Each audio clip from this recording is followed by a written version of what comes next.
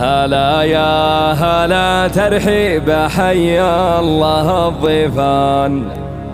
هلا والف مرحب عد ما شان تمزانه، يطيب الفرح والسعد حياكم الرحمن، لكم نور فوق النور والدار مزدانه.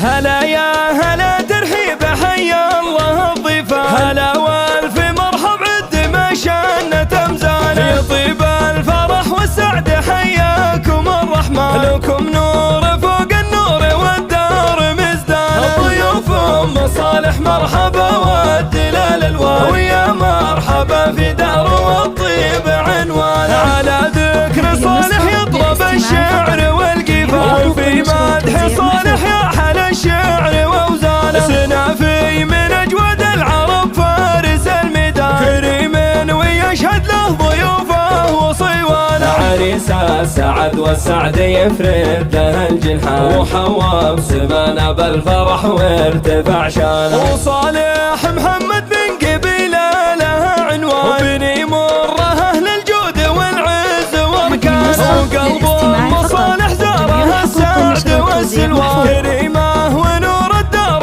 مرفوعه انوار، ومهره اصيله ما مثلها في الميدان، وشيخه بهيبتها وفي العقل سلطانه، كرم في ملامحها لضيفانها يبتان، ترحب وتتبسم وبالضيف فرحانه، وطلعت محياها قمر منتصف شعبان، وذا طبع من يكرم ضيوفه وجيرانه، وصدارها ينفح شذ الورد والريحان، ترى العود الازرق في المباخر على الوانه. هلا يا هلا ترحيب حي الله الضيفان، هلا والف مرحب عد ما شان تمزانه، يطيب الفرح والسعد حياكم الرحمن، لكم نور فوق النور والدار مزدانه. ضيوف مصالح مرحبا والدلال الوان، ويا مرحبا في دار والطيب عنوان، على ذكر صالح يطرب الشعر والقفال، وفي مدح صالح يحل الشعر واوزانه، سنافي من اجود العرب فارس الميدان، كريم